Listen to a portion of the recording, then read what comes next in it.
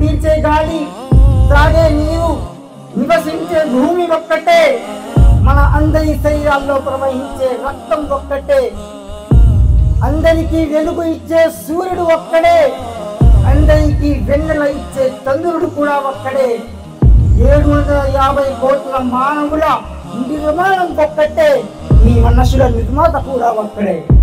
వస్సలాతు వస్సలాము అలా రసూలిహి కరీం. అమ్మా బాద్.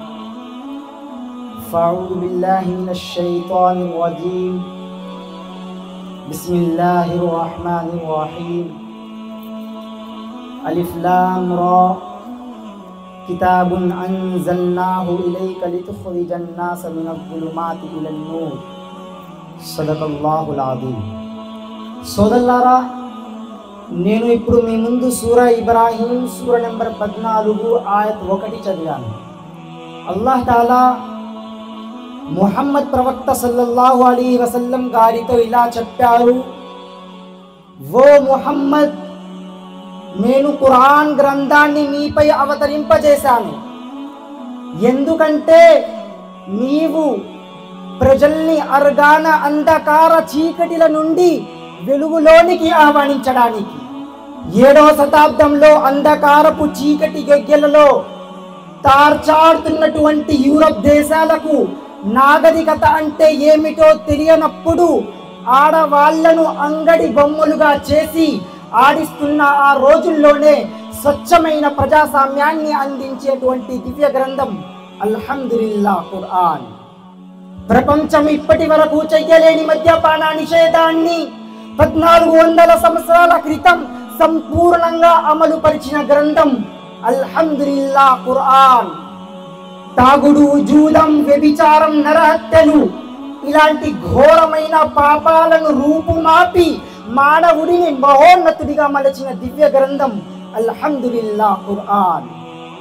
బానిసలను జంతువులుగా చూసే ఆ రోజుల్లోనే బానిసత్వ సంఖ్యలను తెంచి బానిసత్వాన్ని రూపుమాపి సోదర భావాన్ని శృతింపజేసిన గ్రంథం అల్హమ్దులిల్లాహ్ ఖురాన్. సోదరులారా, వర్గ విభేదాలు, తెగల సవర్గాలకు చరుణ గీతం పాడేటువంటి గ్రంథం అల్హమ్దులిల్లాహ్ ఖురాన్. సోదరులారా, ధ్యానంతో ఆలోచించండి. కౌల కవితలకు చరమ గీతం పాడినది అల్హమ్దులిల్లాహ్ ఖురాన్. ఇంద్రజాలికుల మంత్రజాలాన్ని తిప్పికొట్టినటువంటి గ్రంథం అల్హమ్దులిల్లాహ్ ఖురాన్.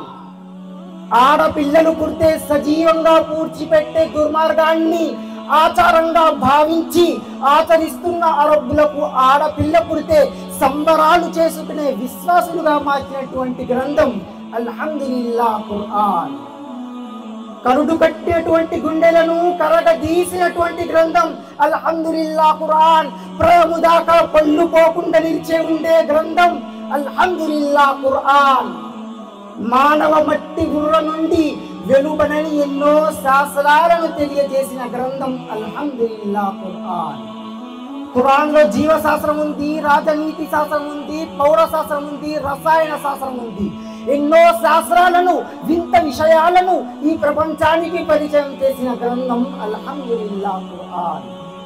సోదరులారా, దివ్య ఆకాశవాణి ఖురాన్ అవతరించింది మానవ జగత్తును మేలుకొల్పడానికి, రాక్షసత్వం నుండి మానవత్వం వైపు ఆహ్వానించడం కోసం, దురాచారాల నుండి సదాచారాల వైపు ఆహ్వానించడం కోసం ఈ ఆకాశవాణి అవతరించింది. మానవుడి తన్ను పుట్టించేటువంటి నిజస్వాన్ని గుర్తించమని ప్రకటించడానికి అవతరించింది ఈ దివ్య గ్రంథం ఖురాన్. నీవు నీ తల్లిదండ్రులతో మంచిగా వ్యవహరించు, నీవు నీ తల్లిదండ్రులతో కృతజ్ఞతుడిగా ఉండు, వృద్ధులైన నీ తల్లిదండ్రులకు సేవలు చెయ్యని ఆదేశించడానికి వచ్చింది ఈ దివ్య గ్రంథం ఖురాన్. కానీ దురదృష్టవశాత్తు అందరూ ఏమనుకుంటున్నారంటే ఖురాన్ ముస్లింల గ్రంథం. సోదరులారా, ఖురాన్ ముస్లింలకు మాత్రమే పరిమితమైన గ్రంథం కాదు. హుదల్ లిన్నాస్, మానవులందరికీ మోక్షం ప్రసాదించే గ్రంథం అని చెప్పారు. మానవులందరికీ మార్గదర్శనం చేసే గ్రంథం. వబయ్యినాతిన్ మినల్ హుదా వల్ ఫుర్ఖాన్, ఇందులో సత్య అసత్యాలకు వేరు చేసేటటువంటి గీటు రాయి ఉంది. సోదరులారా, ఈ ఆయతలో భగవంతుడు ఇలా చెప్తున్నారు, ఈ ఖురాన్ కేవలం ముస్లిం సోదరులది మాత్రమే కాదు, సర్వ మానవాళి కోసం, సమార్గం చూపించే మహోన్నతమైన గ్రంథం. సోదరులారా, మనమందరం ఒక్కటే. మనమందరి తొలి తండ్రి ఆదం గారు ఒక్కడే. మనమందరి తొలి తల్లి హవా గారు ఒక్కడే. మనం పీల్చే గాలి, త్రాగే నీరు, నివసించే భూమి ఒక్కటే. మన అందరి శరీరాల్లో ప్రవహించే రక్తం ఒక్కటే. అందరికీ వెలుగు ఇచ్చే సూర్యుడు ఒక్కడే. అందరికీ వెన్నెల ఇచ్చే చంద్రుడు కూడా ఒక్కడే. 750 కోట్ల మానవుల నిర్మాణం ఒక్కటే. ఈ మనుషుల నిర్మాత కూడా ఒక్కడే. అలాగా మన మండలికి సన్మాన్ ప్రసాదించాలని ప్రార్థిస్తూ ఈ అవకాశం కల్పించిన పెద్దలకు కృతజ్ఞతలు ఆహ్వానాలు.